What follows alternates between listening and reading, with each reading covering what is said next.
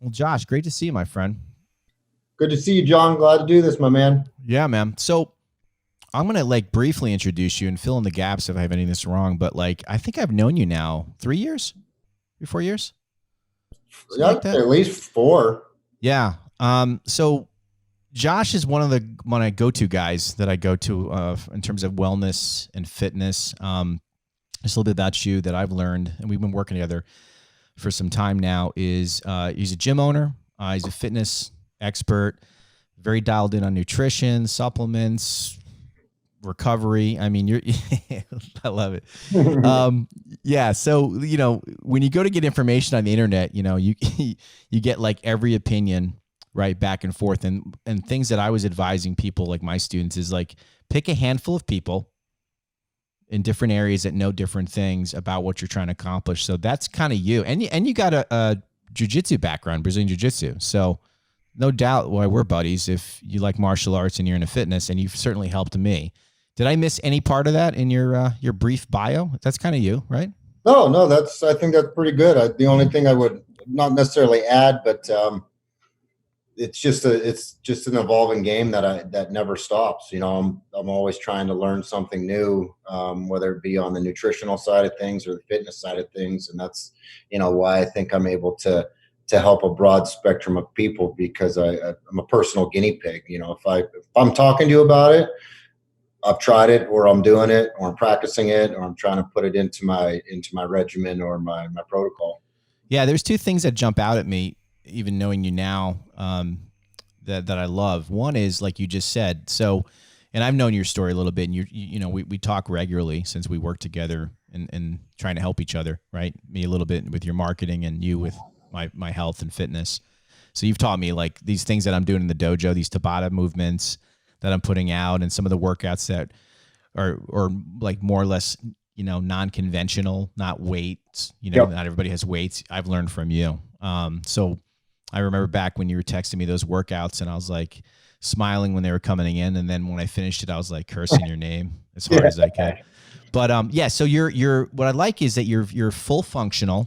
You've done it all. You do it all on a regular basis. You're not just a runner. You're not just a guy that lifts weights. You're not just the CrossFit guy, for example. You literally do everything in your movements. You incorporate it all the time. Is that fair?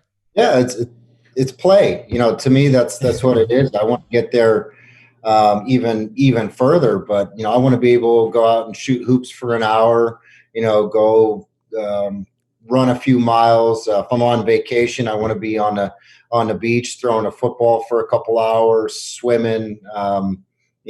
In the gym, and I still try to treat it in the gym like it's play. Trying new things, playing around, but I want what I do in the gym to translate anywhere physically in what I'm trying to do, whether it be climbing some rocks or taking the dog for a walk through the trail.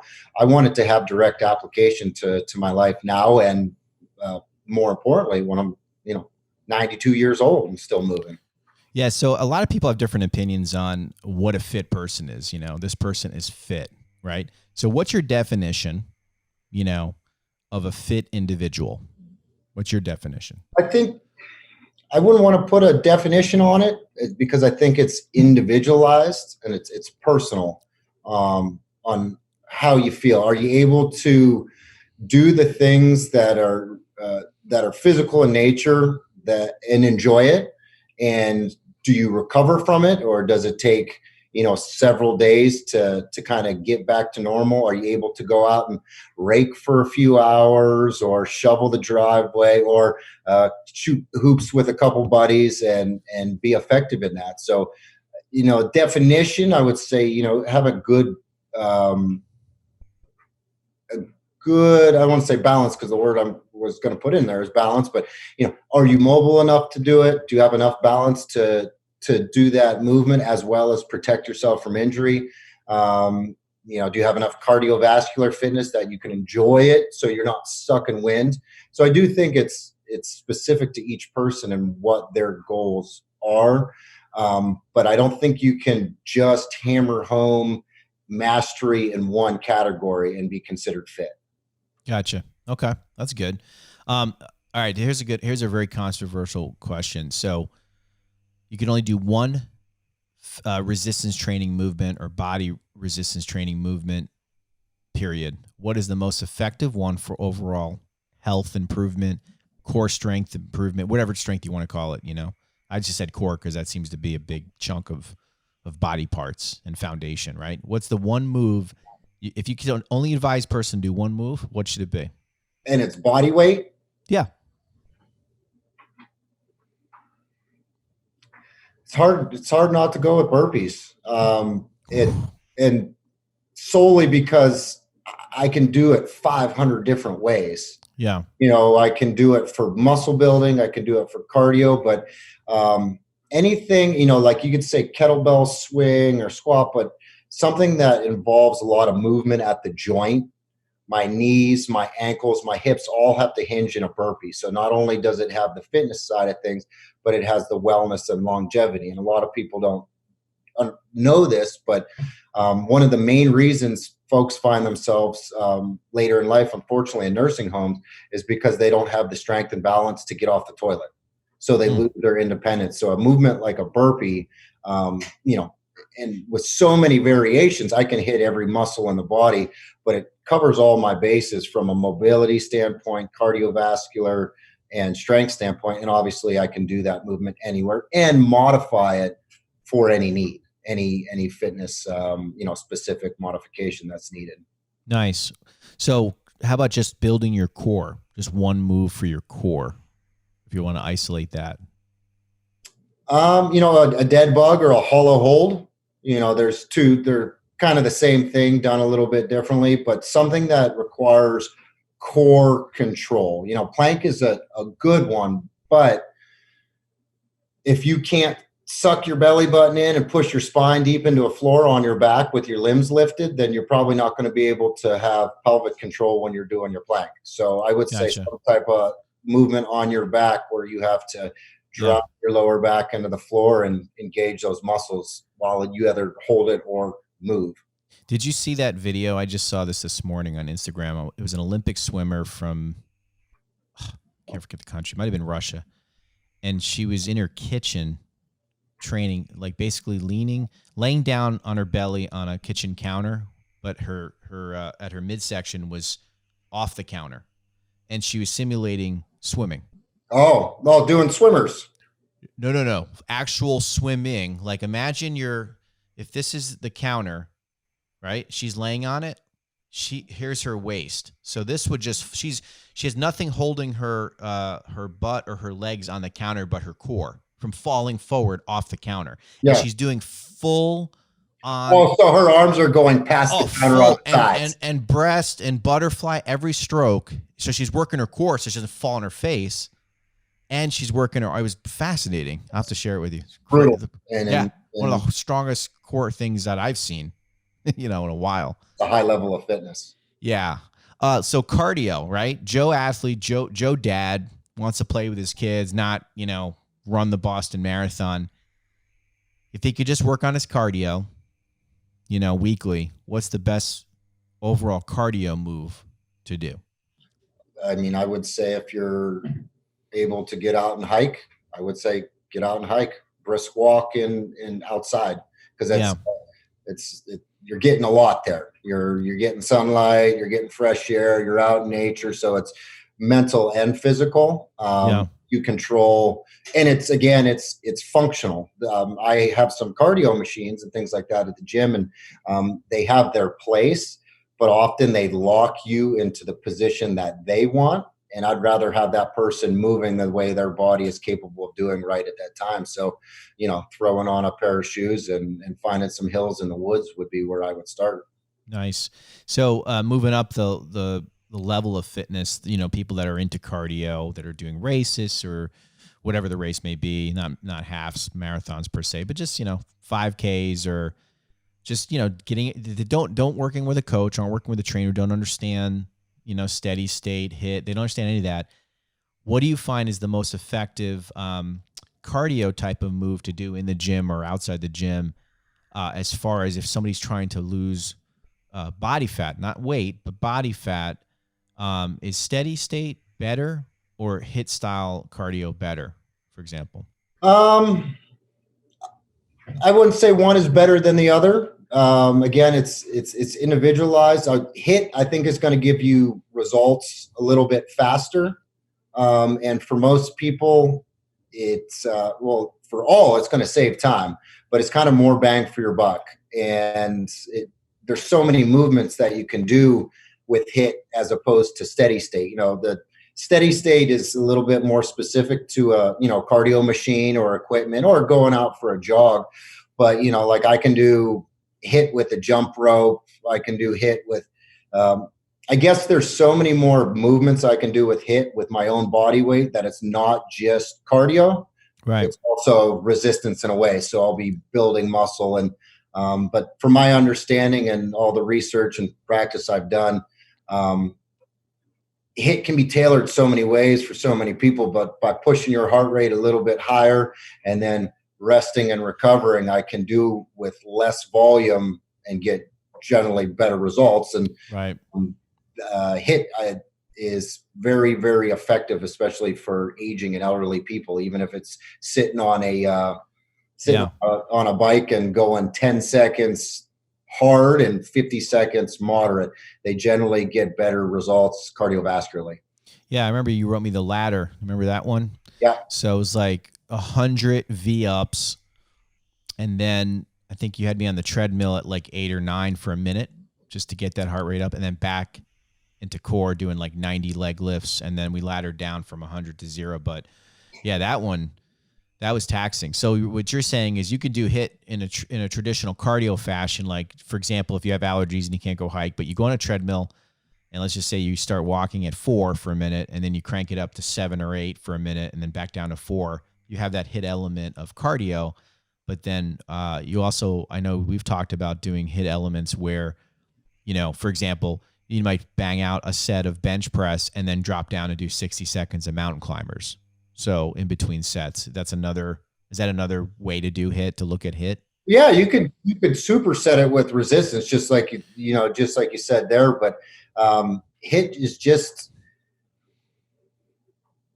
and I guess I should also emphasize, it doesn't have to be high intensity for it to be effective. It could be taking myself to a 7 out of 10 output and then bringing it down to a 1 or a 2. That's the same concept, just done a little bit lower. So if I'm not trying to beat myself up, which my goal with my workouts now more than ever is to have a low amount of muscle soreness so I can then repeat something similar the next day or get back to moving. But if you're putting out that 6 or 7 and then dropping it down to a 2 or 3, you're still going to get those same benefits, but you can also shorten up the rest period in that case. The more intensity, the higher you go, generally the more rest you need to have that same output. It's kind of like sparring is a good example, or hitting pads. If you go at 100% all the time, even me with a good cardio, by the time I get to that second, third, or fourth round, I get sloppy. So I'm no longer really learning. I might be pushing my cardio, but my technique isn't getting any better. Right. So you have to find that happy area of where you can push yourself, but also still have good form and be effective in those later rounds. Yeah. So I want to dive into nutrition for a sec, but I wanted to ask you one last question on the fitness side of things. So as a gym owner, as a trainer, over the years, what do you find to be the number one mistake people make when they're trying to improve their fitness level? Basically. Yeah. Whew, that's a tough one. Just picking one. Like, where do most people go wrong and scratch their head and then quit? Because let's face it, that's what we're talking about. I think, I'll say 2 things because it's hard to not, they're just 2 different animals, but one is they go hard too fast. They just, whether it be comparison or it's a cultural thing. We want results and we want them now. So they put the work in, which is great. And they have the effort, but they believe in this thing called motivation, which is an emotion that's very fleeting. This is motivation. Discipline is what fuels motivation. so they go too hard, too fast, and they end up with injuries or being too sore, or they get sick more often because they're pushing their bodies too much instead of just getting moving and staying moving. They're trying to get someplace that they've made up in their head a little too fast. And then the other piece of it would just be not looking at the whole picture or working with somebody that can help them do that. The mindset of just okay, I'll eat better and move more. That doesn't cover it. Now, in the short term, that's okay. But if you don't love yourself, if you don't focus on things that help you keep a positive mental outlook and build strength in your brain, as soon as things get tough, that's where this whole motivation bullshit comes into place. I lose my job, or a pandemic hits, or, I had a bad weekend, whatever it is, motivation is now gone. And because I don't have the tools to help with those other things, usually then the exercise goes, and then comes in the junk food. And then 3, 4, 5, 6 months later, they're reaching out to me saying, hey, I fell off the wagon. I need a little help. And I usually at that point say, well, I know.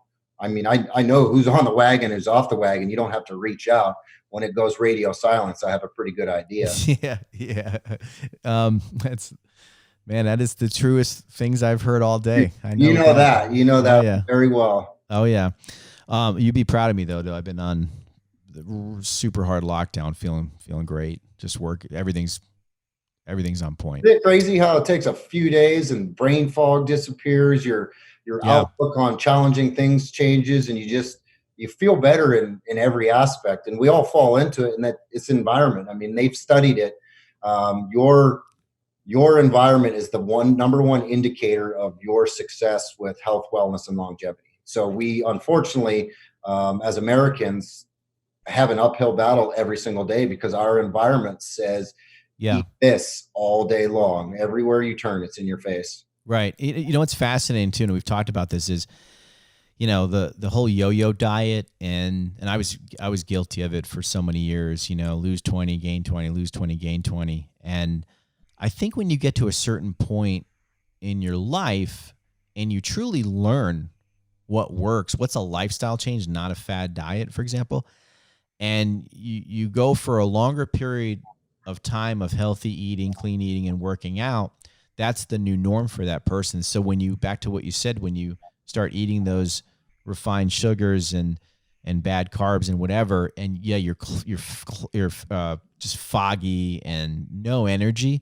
It's amazing how quickly you're reminded when before you were immune to it. Yep. So to me, it's refreshing because it just gets me back on point pretty hard because I don't want to feel that way again. Oh. So it's pretty fascinating. So when it comes to nutrition, I don't want to get into all the different programs because, like you said, the theme of what you're talking about today is everything's individualized, right? What are your goals? What are you trying to look like? What are you trying to feel like?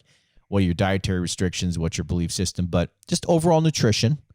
Let's talk about again, some common mistakes people make with nutrition. And I'll tee it up for you like this. Well, if I just go to the gym more, I'll lose weight. I can eat whatever I want. Can you outwork a bad diet?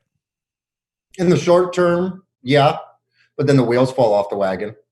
I mean, right. Because it's twofold. One, if you're taking in excess amount of calories by eating junk, you got to work that off. The body will only tolerate that for so long. And then, of course, you're eating, high inflammatory, poisonous foods. So you don't recover properly from that. And then your body's releasing excess cortisol. You don't sleep well. So in the short term, just like anything, yeah, you can kind of override that system, especially if you're younger.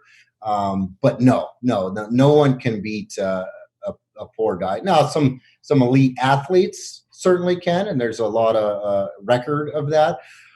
But those that are elite and then do things the right way are the Kobe Bryants, the Tom Brady's, the Drew Brees.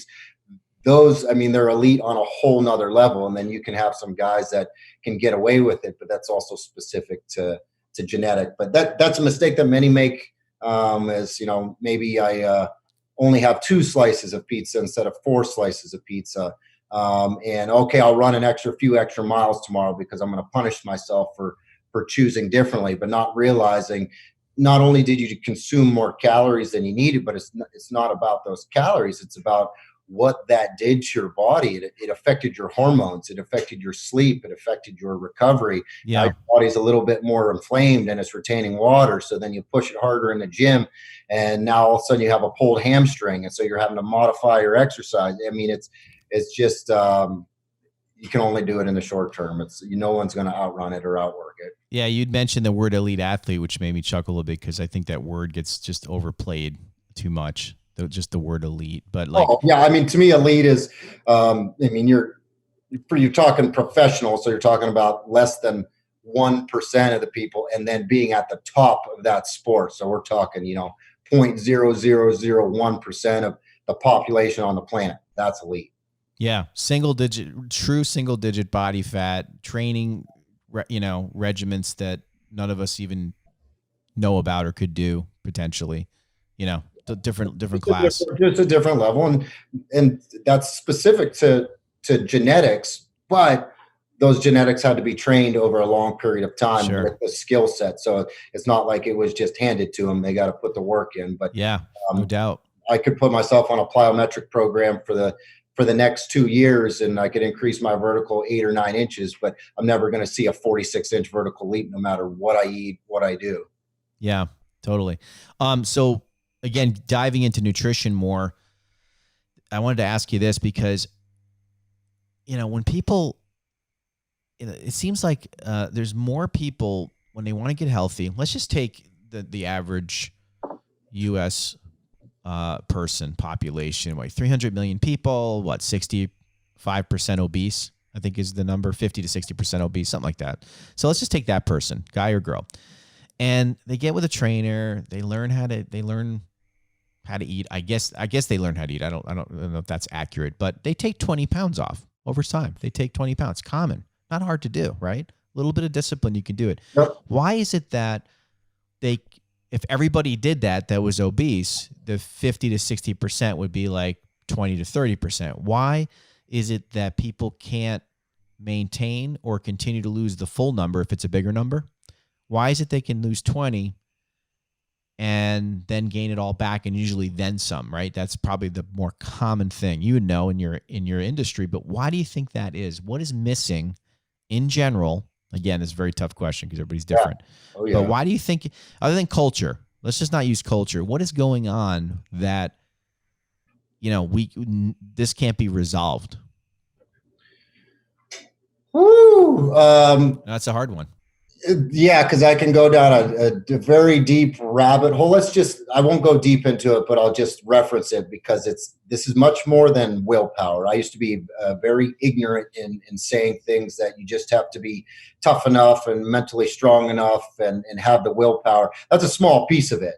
Willpower to me, it's a 5-second decision. That's willpower. As soon as I say no and commit to it, minutes later, I've already forgot about it. It's in that time frame that is what I consider willpower. But what we eat truly can change our body. So let's say I eat a diet that's compromised of a lot of processed junk food. It doesn't even matter. Sugar, vegetable oils, refined carbohydrates. Our gut microbiome, the good bacteria in our gut, actually will change.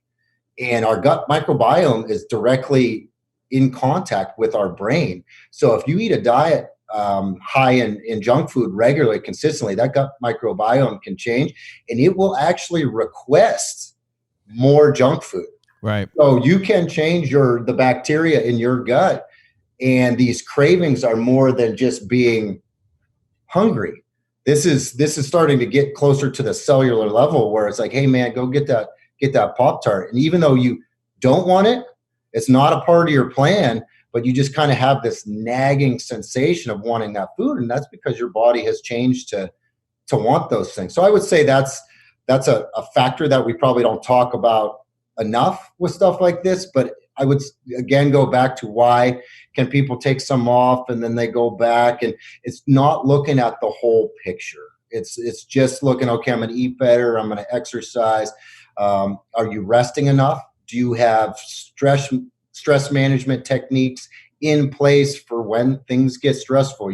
Are you doing cold showers? Are you doing the Wim Hof breathing? Are you doing things that are going to help you manage stress? So they look at it kind of as a two-piece solution. Really, it's a 7 or 8 piece solution. Do you love yourself? When you're choosing your food, do you look at yourself and the food that you're choosing as a way to nourish your body? Or is it just, I'm hungry, I'm going to eat this? And these are things that are developed over an extended period of time. You just don't switch it on.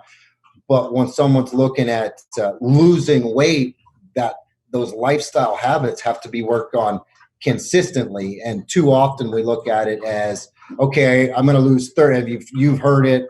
You've said it. I've probably said it. Okay, I got a wedding coming up in 4 months.